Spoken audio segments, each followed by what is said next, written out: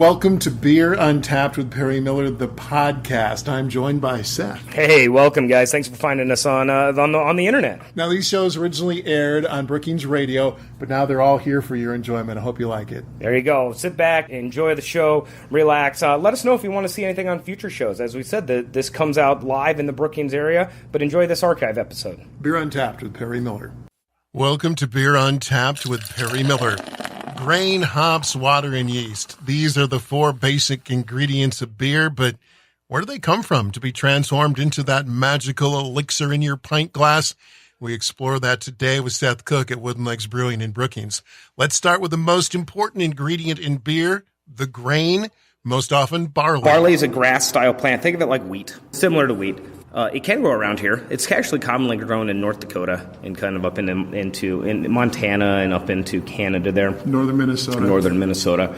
We can grow it here. I just don't think we do because of the corn and soybean There's not a lot. influence. It's a small crop in South Dakota. Talking about supply trains, any other nation that kind of has the same climate and the same latitude as us, so you get into Germany and into the UK and those places, they grow barley pretty successfully.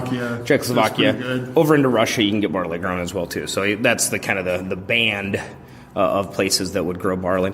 Of course, we at the brewery don't use barley in its raw form. The barley is harvested, then sent to a maltster. South Dakota does not currently have a maltster, a vital cog in brewing because you don't brew beer with raw barley. The harvested barley, of course, is hard, and if you were to try to chew on it, you'd break your teeth. Think of it, it's a kernel. So the maltster takes the barley and through a process allows it to begin to grow again. So they make this pile of barley wet and put some oxygen to it, and the barley begins to sprout. And then through many years and centuries of experience and a whole lot of science, just like the rest of brewing, they know when to turn the process off by warming it up and drying it out and stopping the process so that the sugars have begun to convert inside of the barley. And ultimately, this whole process, that's all we're going for, is we're going for the sugar inside of the barley. How long the barley is kilned determines how light or dark the malt is and the flavors it will produce. Seth says they buy grain from several sources. Lately, that has included Maltworks out of Detroit Lakes, Minnesota. And they're just starting to work with a couple of small malt houses in North Dakota. The cool thing about the malt is that we do, by me at the Wooden Legs Brewing Company, has access to similar malts that all of the other big breweries have. So we'd really have kind of a universal starting playing field where the flavors and things that we tease out of that is because of our processes, because of how we've put it together, how we intend to use it, the malt, the yeast, the hops. Obviously, there is different cost implications every if you're shipping it from overseas and it's really specialty, it's going to be more expensive.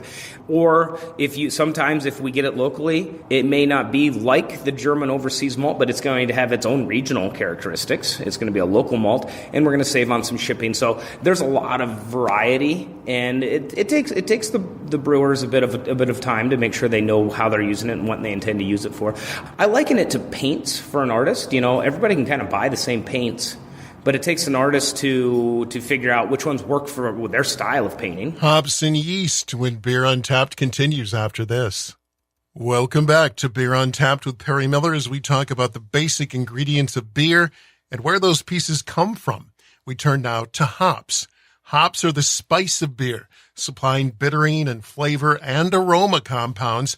They continue to get more specialized and exotic every year. Currently, those that supply citrus and tropical fruit flavors and aromas are really popular. Most of the hops supplied to U.S. brewers are grown in the Pacific Northwest, but more and more they're being grown on a commercial scale throughout other parts of the country, including this area.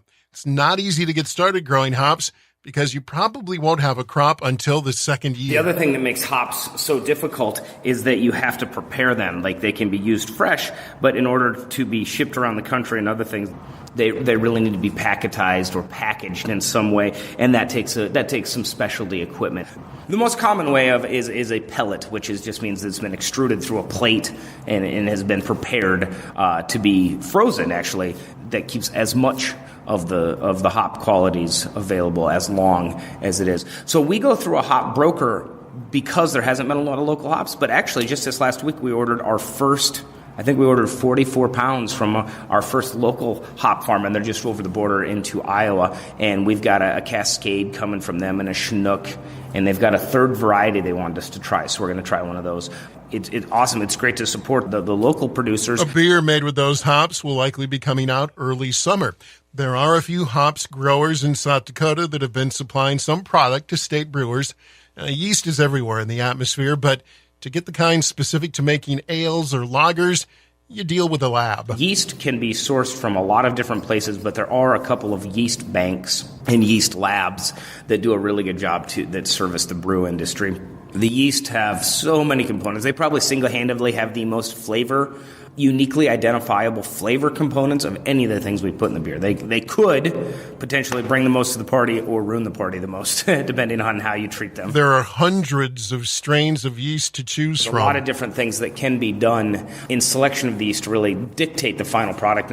And that's what it is. As a brewer, you kind of know what you're going to want to know what you're going to come up with, and that is going to help towards your yeast selection. Unlike grain and hops, yeast can be harvested from the beer, cultured, and reused over and over again. There is a yeast supplier for brewers in South Dakota, Union Labs in Sioux Falls, that Seth has used. Finally, let's not forget water. Obviously important. Available locally, directly at the brewery. Seth says Brookings water is suited to brewing, but all they do is filter it. The water that we happen to have has a little bit higher magnesium, and that allows us some luxuries when we are extracting the sugars and the colors out of, and even some of the hop flavors for the beers that we're making. So I don't mess with the water here very much. Now, we could and should if we try to replicate other versions of beers from around the world. If like we if wanted to make make a Pilsner, maybe? Good example.